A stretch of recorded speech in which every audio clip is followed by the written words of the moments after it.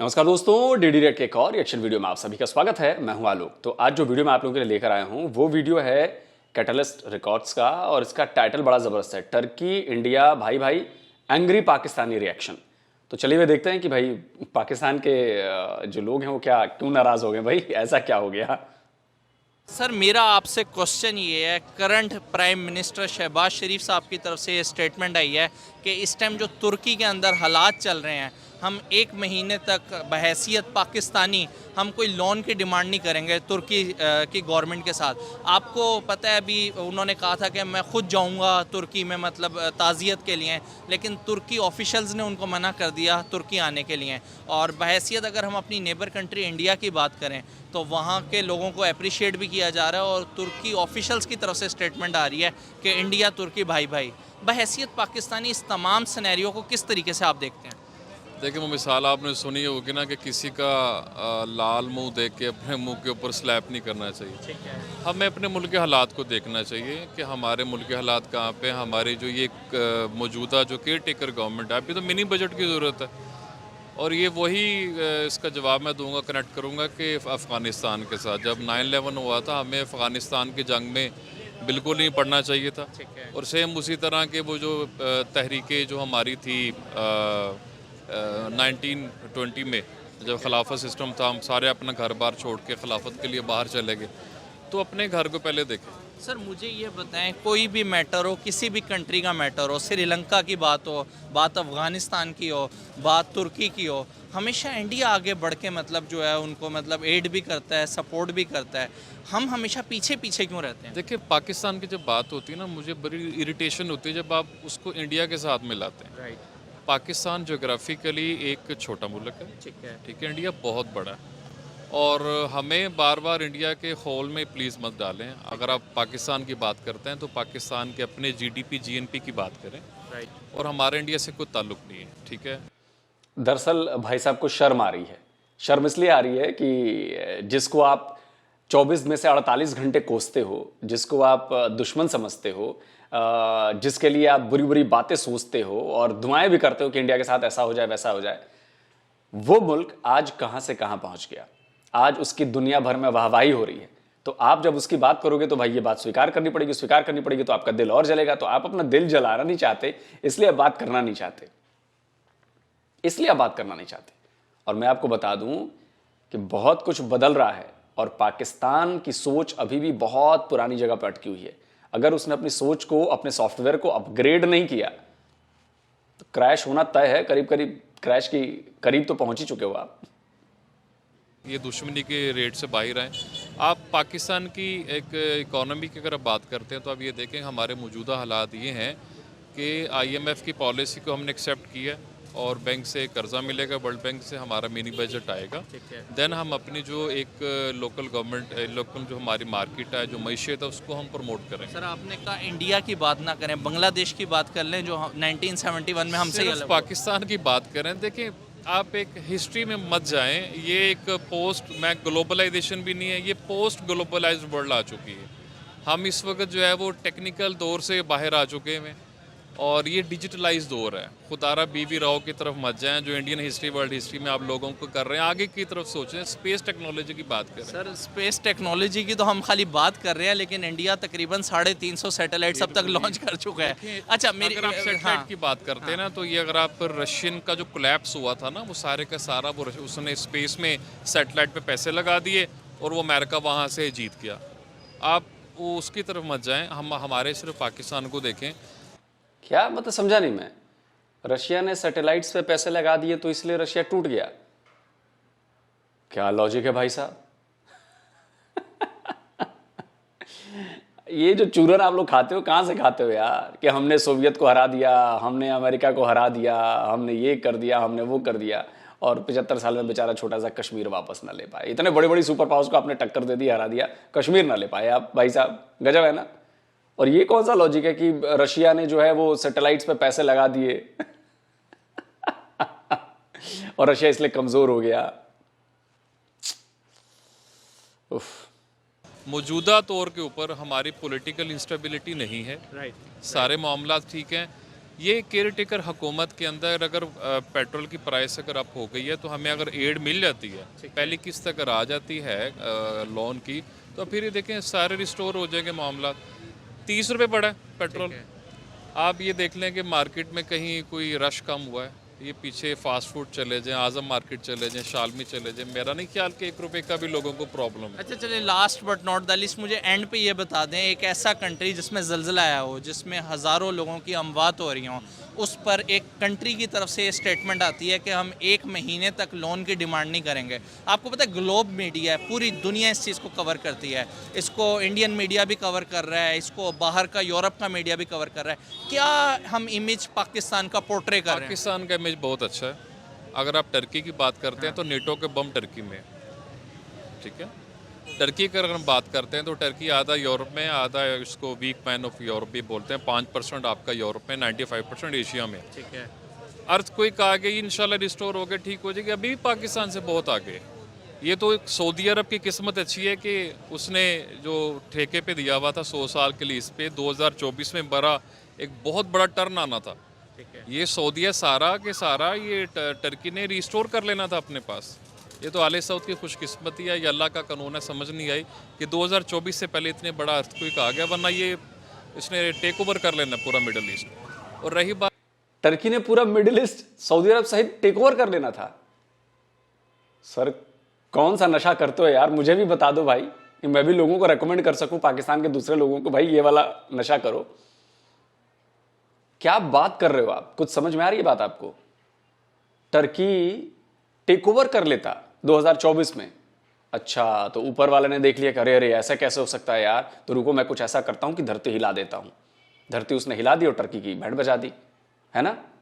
20,000 से ज्यादा लोग निपट लिए वहां पे टर्की में। कैसी बात कर रहे हो यार आप? भरोसा कैसे कर लेते हो आप लोग? अच्छा, ये भरोसा वैसे ही कि गजवाए हिंद हो कर रहेगा। ओहो, समझा समझा, आप तो वो वाले लोग हो ना कि गजवाए हिंद तो होगा। अच्छा, तभी कहूं। टर्की की हालत देखी है अभी आपने? अभी छोड़िए, अर्थक्वेक आने से पहले टर्की की हालत देखी है आपने? जो उसकी इकोनॉमिक कंडीशन से देखी है आपने? टर्की की हालत इकोनॉमिक कंडीशन के चलते खराब हो गई है। एफएटीएफ की लिस्ट में आ गया है आपकी वजह से। उसकी हालत और खराब होने वाली है। जब जेब में नहीं होंगे पैसे तो कौन सा टेक ओवर होगा भाई? यहां जेब में पैसे नहीं होते तो एक साइकिल टेक ओवर नहीं कर सकते आप। यहां तो कंट्री की बात हो रही है और सऊदी अरेबिया टेक ओवर करेगा, कर लेता 2024 में। अंधे हो चुके हो आप लोग यार। बात की हमारे प्राइम मिनिस्टर ने उसको ऐसा कोई इमेज नहीं दिया।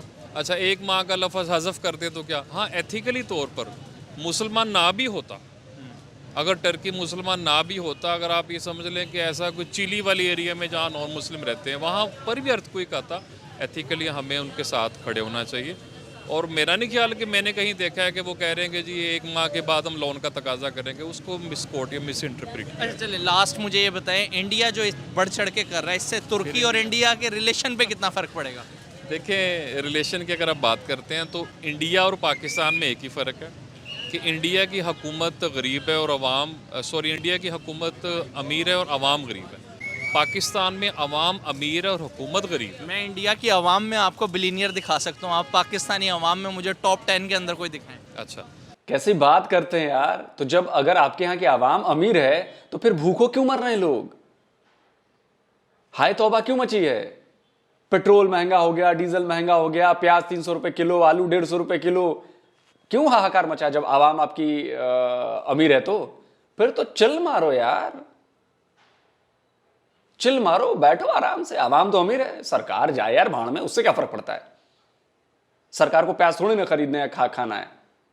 आपको खरीदना है, आपको खाना है, आपके पास पैसे है, मस्त रहो। क्या टेंशन है फिर तो टेंशन ही नहीं है बॉस। और हमारे यहां की आवाम गरीब है। पर कैपिटा इनकम का कभी जिक्र सुना है? पता नहीं, मदरसे में पढ़े होंगे तो शायद नहीं सुना होगा, कभी न्यूज में उसमें कहीं सुन लिया होगा, पता नहीं, पाकिस्तान वाले दिखाते होंगे। पर कैपिटा इनकम पता है इंडिया और पाकिस्तान के पर कैपिटा इनकम में क्या फर्क है? पर कैपिटा इनकम का मतलब होता है कि आपके यहाँ की आवाम और हमारे यहाँ की आवाम हर साल कितना पैसा कमाती है, एक आदमी कितना पैसा कमा लेता है। जाओ डेटा चेक करके आओ। हवा हवाई बातें मत करिए। दुनिया हंसती है आप पे इन सब बातों पे कि सऊदी अरेबिया को टेक ओवर कर लेता टर्की 2024 में, और इंडिया की आवाम जो है वो गरीब है। इंडिया की आवाम गरीब है, उसे कोई तनाव नहीं है यहाँ पे। आपके यहाँ देखो क्या हो रहा है। घर का बजट सही चल रहा है आपका? हाँ भाई, अमीर है तो सही चल रहा होगा यार, फिर क्या दिक्कत है। पाकिस्तान के अगर आप ये देखें कि जितने भी रेमिटेंस कितना आता है, पाकिस्तान को जितना एरिया है, आप टोटल रेमिटेंस को कर लें, पाकिस्तान आज भी 12-13 ईस्ट यूरोपियन ममालिक से बहुत बेहतर है। आज भी 23 मुल्कों का वीज़ा पाकिस्तानियों के लिए फ्री है। आज भी पाकिस्तान में रोटी 40 रुपए की है, आज भी आटा 190 रुपए किलो है। हम खरीद सकते हैं अल्हम्दुलिल्लाह। आप एक टाइम काम करते हैं, 2 टाइम काम करें ना। यहाँ पर एक कमाने वाला ज़ेर कफालत 20 हैं, जब 20 के 20 लंदन जाते हैं, 20 के 20 काम करते हैं। हमें अपना आप खरीद सकते हैं, मैं खरीद सकता हूँ, लेकिन अभी पिछले दिनों न्यूज़ आई थी, एक गरीब आदमी 4 बेटियों का बाप आटे की बोरी के पीछे अपने जान से। अच्छा, और मैं आपको बता दूं कि आपके यहाँ एक नया न्यूज़ चैनल खुला है, जाके पढ़ लीजिएगा। न्यूज़ चैनल खुला है और 1 से 1.5 महीने के भीतर उसने 50 लोगों को नौकरी से निकाल दिया है। क्यों? क्योंकि आवाम तो अमीर है। उसने देखा कि आवाम इतनी अमीर है, उसे रोजगार की जरूरत नहीं है, निकाल दिया उसने। ये तो बात मजाक में कर रहा हूँ। आरजू काज़मी जी ने मुझे कल ही बताया है अपने इंटरव्यू में कि 40-50 लोगों को निकाल दिया गया। नया चैनल खुला। सोचिए, उनके रोजगार, उनकी सैलरी नहीं मिल रही कई लोगों की, और आप कैसी बातें कर रहे हैं। ये वैसी बातें होती हैं कि जी आप कुछ भी कह लो, कुछ भी कह लो, मैं तो जी नहीं मानता, मुझे मानना ही नहीं है। आप उस डिनायल मूड में हैं। एक एग्जाम्पल को मत मिसकोट किया करें, यहाँ पर हज़ारों एग्जाम्पल्स हैं। आप लोगों को मोटिवेट करें, आप मीडिया से ताल्लुक़ रखते हैं, बजाय कि अपनी रेटिंग को बढ़ाने के लिए आप उस चीज़ को फोकस करें जो हुकूमत ने हमारे लिए अच्छा किया। और अच्छा ये है कि केयर टेकर हुकूमत के अंदर, अब आप ये देखें, खुश आइन इकदाम ये है कि स्पोर्ट्स की अगर हम बात करें तो स्पोर्ट्स में स्पोर्ट्स मिनिस्टर कौन बना है? वही जो वहाब रियाज जो ये क्रिकेटर था, उसको स्पोर्ट्स मिनिस्टर बना दिया। इसकी तो आप बात करें। चलिए, मतलब आप वही मुझे ये बंदा बताएं, काम इंडिया कर रहा ये कह रहा है कि हम एशिया कप में पाकिस्तान खेलने नहीं आएंगे, क्या वर्ल्ड कप में पाकिस्तान जाएगा इंडिया खेलने? देखें, मुशर्रफ वाली पॉलिसी मुझे बड़ी अच्छी लगती है। अल्लाह ताला जन्नत नसीब फरमाए। बड़ा ग्रेट ऑफिसर ही वॉज। उसने ये कहा था कि जी अगर इंडिया नहीं आ रहा तो हम तो जा सकते हैं। अगर वो वहाँ के लोग आज भी पाकिस्तान से मोहब्बत करते हैं, एक दो थोड़ा सा एक है वो उनका हिंदुत्वता या उनके जो थोड़ा एक फंडामेंटलिस्ट लोग हैं वो अलाउ नहीं करते, लेकिन इंडिया वाले आज भी पाकिस्तान से मोहब्बत करते हैं। पाकिस्तानी भी इंडिया से मोहब्बत करते हैं। लेकिन ये जो आप लोग बार बार पाकिस्तान को इंडिया के साथ मिला देते हैं, हमारा उनसे दूर दूर तक कोई ताल्लुक़ नहीं। हम जोग्राफ़ी में भी पीछे, हमारा उनके GDP GNP में भी पीछे, और हम हर लिहाज से उनसे पीछे हैं। उनको इसी अल्फाज में खुशी मिलती है तो खुश होने दें। हमें अपना घर तबाह नहीं करना चाहिए, हमें अपने घर की तरफ देखनी चाहिए कि हमें इस वक्त की ऐन ज़रूरत क्या है। वक्त की ऐन ज़रूरत है एक पहली किस्त। जो इमरान खान भी था, उसने भी ऐसी मिनी बजट लेकर आया, बल्कि वो जितना सर्कुलर डेट, आप ये समझें कि जितना जब से पाकिस्तान बना, जितना कर्जा इमरान खान ने लिया उतनी आज तक जरदारी ने भी नहीं लिया। और हालांकि मैंने खुद पहली दफ़ा ज़िंदगी में वोट कास्ट किया, my wife was in a final month, she was expecting, तो मैं उनको ले गया कि जी इमरान खान को वोट डालना है। और इमरान खान को वोट डालने के बाद हम जो ओवर एक्सपेक्टेशन कर रहे थे वो हमारी पूरी नहीं हुई, या हमारी गलती थी, हमने उसको ओवर एक्सपेक्ट किया। आज भी लीडर उस ऐसा कोई नहीं, आज भी मैं उनको लीडर मानता हूँ, लेकिन मैं कहता हूँ कि इस सॉरी टू से इस मुल्क को एक सरमायाकार ही चला सकता है, एक डेमोक्रेटिक पर्सन नहीं चला सकता, क्योंकि जो ब्यूरोक्रेटिक एरोगेंस है ना, ये इमरान खान के काबू में नहीं आएगी। आपने बात की मिनी बजट की। सर 170 बिलियन रुपीस का ना टैक्स लगने वाला है आपके ऊपर, और वो टैक्स लगेगा, आपकी गैस महंगी होगी, आपकी बिजली का बिल जो है आपका वो महंगा होने वाला है, आपका पेट्रोल महंगा होने वाला है, डीजल महंगा होने वाला है, और इन सब का असर आपकी रोज़मर्रा ज़िंदगी में पड़ेगा। आपका जो खर्चा है वो डबल होने वाला है। आपको अभी भी इस बात का अंदाज़ा नहीं है, और आवाम आपकी अमीर है ना, तो क्यों बाप बाप करके चिल्ला रही है आवाम आपकी अमीर है तो? आपका तो एक एग्जाम्पल मत दो, 1000 एग्जाम्पल आपकी मीडिया पर हैं, 1000 एग्जाम्पल, और वो तो उतने हैं जो बाकी तो कवर भी नहीं होते। ये चीफ सेक्रेटरीज वगैरह ये बहुत करोड़ लोग हैं, ये DMG वाले, PS वाले, ये इमरान खान की तरह ये तो चाहते हैं इमरान खान आए, क्यों इमरान खान को पता ही नहीं वो नवाज शरीफ जरदारी से क्यों डरते हैं। वो पॉलिटिकल कीड़े हैं, वो ब्यूरोक्रेसी की एक एक चीज़ को ग्रास रूट लेवल तक जानते हैं, वो फटकने भी नहीं देते। इसलिए ब्यूरोक्रेसी चाहती इमरान खान है। अल्लाह करे अल्लाह ताला ज़िंदगी दे, लेकिन पाकिस्तान के लिए वही बंदा बेटर है जो बिज़नेस क्लास से ताल्लुक़ रखता है, सरमायाकार है, सरमायाकारी करता है पाकिस्तान के अंदर, ज़्यादा से ज़्यादा कारोबार के मौके मुहैया करता है।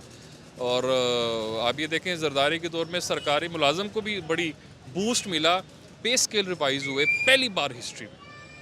आपका जो आज ग्रेड 5 का पर्सन जो था ग्रेड 9 में, मैं भी गवर्नमेंट के इदारे से ताल्लुक़ रखता हूँ अल्हम्दुलिल्लाह, वो उसी की ज़रदारी साहब की मेहरबानी है कि उन्होंने हमारे पे स्केल रिवाइज़ की। But at a general level की बात करूँगा, हमें इस वक्त जो ज़रूरत है वो सिर्फ़ एक इंस्टॉलमेंट की ज़रूरत है, वर्ल्ड बैंक की आ जाए। आप ये देखिएगा ये अगर 50-30 रुपये अगर ज़्यादा हो गए तो 60 रुपये कम भी हो गए। आपको लगता है मुशर्रफ की पॉलिसी पे अमल करते हुए हम फिर जाएंगे T20 भारत में खेलने वर्ल्ड कप? जी इंशाल्लाह, पाकिस्तान की जो स्पोर्ट्स एक बेस है वो बड़ी बड़ी रोशन है। आप इंशाल्लाह देखेंगे कि पाकिस्तान के अंदर जो टॉप रूफ है ना, जहाँ पर पोलो खेली जाती है, अगर मैं कहता हूँ अगर वहाँ क्रिकेट हो जाए ना, दुनिया के सबसे बड़ा जो पोलो का प्ले ग्राउंड है पाकिस्तान में है, वो दुनिया का सबसे बड़ा है। अगर उसी ग्राउंड के ऊपर अगर हम क्रिकेट मैच एक दफ़ा करवा देना, आप फिर देखेंगे पाकिस्तान की जो सकाफत भी ऊपर जाएगी, सियाहत भी ऊपर जाएगी, और इंशाल्लाह रेमिटेंस भी आएगा, सब ठीक हो जाएगा। ऑल इज़ वेल, कोई प्रॉब्लम नहीं है, सब ठीक। चलिए, वीडियो ख़त्म हो गया और रेमिटेंस की बात की तो सबसे पहले रेमिटेंस बता दूं कि अभी जो शायद इस बार जो रेमिटेंस आई है हमारी, आई थिंक $100 बिलियन से ऊपर की आई है, और आपके यहाँ शायद $20 बिलियन आई है। चलिए, ये तो बात अलग है। दूसरी बात आते हैं कि भाई साहब ने कहा कि जी इंडिया से क्यों कंपेयर और ऐसा और वैसा, और क्रिकेट की बात कर दी। आपको पता है कि अगर आप नहीं आए तो आईसीसी का टूर्नामेंट है, और इसमें अगर आपने बायकॉट किया इसका, तो आपको पता है कितना फाइन देना पड़ सकता है? शायद $250-300 मिलियन फाइन आप पर लग सकता है, मे बी, जहां तक हो सकता है कि सही आंकड़ा न दे रहा हूं, लेकिन फाइन बड़ा तगड़ा लगेगा। क्या इतना फाइन पाकिस्तान की सरकार दे पाएगी या पाकिस्तान क्रिकेट बोर्ड दे पाएगा? सोचने वाली बात है। तो बीसीसीआई जो है वो अपना काम कर रहा है, और देखिए ये जेन्युइन सिक्योरिटी कंसर्न की वजह से टीम इंडिया नहीं जा रही है, ये जेन्युइन है। और मैं पहले भी कई बार बता चुका हूं कि पाकिस्तान भी इंडिया जैसे देश में सिक्योरिटी कंसर्न को लेकर अपनी टीम भेजने से मना कर चुका है। पाकिस्तान क्रिकेट बोर्ड ऐसा कर चुका है। तो जब अब सामने वाली टीम जो ओरिजिनल, मतलब क्या कहूं, ओरिजिनल नहीं, जेन्युइन सिक्योरिटी कंसर्न है, तब टीम इंडिया नहीं अपनी क्रिकेट बोर्ड बीसीसीआई भेज रही है, तो आपको मिर्ची लग रही है। क्यों भाई? जब आपने किया तो बहुत सही था, और जब हम कर रहे हैं जो जेन्युइन है, तब जी बड़ा गलत हो रहा है, जी बड़ा गलत हो रहा है, बड़ा गलत हो रहा है। एक्शन का रिएक्शन होता है, याद रखिएगा। तो जो एक्शन आप करेंगे वो रिएक्शन होगा। ये न्यूटन का लॉ है, समझ रहे हैं ना? बाकी रही बात टर्की और इंडिया के रिलेशंस की, तो देखिए वो खराब रहे हैं, इसमें कोई दो राय नहीं है। लेकिन इस अर्थक्वेक ने एक टर्की को मौका दिया है इंडिया से अपने रिलेशन ठीक करने का, और इंडिया ने भी 4 कदम आगे बढ़ाए हैं रिलेशन ठीक करने के लिए। आज जो तस्वीरें आ रही हैं टर्की से, टर्की के लोग जिस तरह से इंडियन आर्मी और उनके जो एनडीआरएफ की टीम है उनको हाथों हाथ ले रहे हैं, उनकी तारीफ कर रहे हैं। अभी एक तस्वीर आई है, बड़ी वायरल हो रही है सोशल मीडिया पर। उसमें एक इंडियन आर्मी की शायद मेडिकल कोर की डॉक्टर हैं, उनको टर्की की एक महिला जो है वो चूम रही है, गले लगाए हुए हैं और चूम रही हैं। ये सिर्फ तस्वीर नहीं है, ये टर्की के लोगों के जज्बात हैं। और ये तो अभी एक तस्वीर आई है, अभी आने वाले वक्त में आप देखिएगा और क्या क्या होगा। टर्की के लोग अब ये समझ रहे हैं कि जो कुछ भी उनकी सरकार उन्हें बता रही थी, इंडिया तो ठीक उसके उलट निकला। वो बता रही थी कि इंडियंस हमारे दुश्मन हैं, लेकिन यहां तो इंडियंस सबसे पहले रेस्पोंडेंट बने। जब हम पर मुसीबत गिरी, इतनी इतनी इतनी बड़ी मुसीबत आई अर्थक्वेक के रूप में, तो सबसे पहले मदद भेजने वालों में और मदद करने वालों में इंडियंस निकले। ये तो बिल्कुल उल्टा है। तो हमने मदद टर्की की सरकार के लिए, एर्दोगन के लिए नहीं भेजी है या कर रहे हैं, हम ये मदद टर्की के लोगों के लिए कर रहे हैं, क्योंकि हम में इंसानियत जिंदा है। हम दुनिया को, और जब भी किसी भी देश को, पाकिस्तान छोड़ दीजिए, पाकिस्तान अलग है, पाकिस्तान को छोड़ करके जब भी किसी भी देश में मुश्किल आई है हमने मदद की है। सीरिया में भी अर्थक्वेक है, वहां भी हमने मदद भेजी है, हमारे लोग वहां भी गए हैं। जो फील्ड हॉस्पिटल सेट किया है टर्की में हमारे आर्मी ने, वहां पर अब तक 200-250-300 लोगों का इलाज हो चुका है और दिन रात 24 घंटे लगे हुए हैं काम में। क्या टर्की के लोग ये नहीं समझ रहे हैं? तो रिश्ते, रिलेशन लोगों से बनते हैं और टर्की के लोग ये समझ रहे हैं। सरकार तो आती है, जाती है, चली जाती है, लोगों के रिलेशन कभी जल्दी मिटते नहीं। और टर्की के लोग अब ये असलियत देख चुके हैं कि इंडियंस और इंडिया उनके लिए क्या है और वो क्या कर रहे हैं वहां पर आकर, तो कभी नहीं भूलेंगे। सरकारें जो करती है करती रहे, सरकार का जवाब हमारी सरकार देगी और दे रही है, लेकिन आप यकीन मानिए जब लोगों के दिलों में आप जगह बना लेते हो, वो चीज अलग लेवल की होती है। तो जल्दी मिलता हूं एक और नए वीडियो के साथ। नमस्कार, जय हिंद।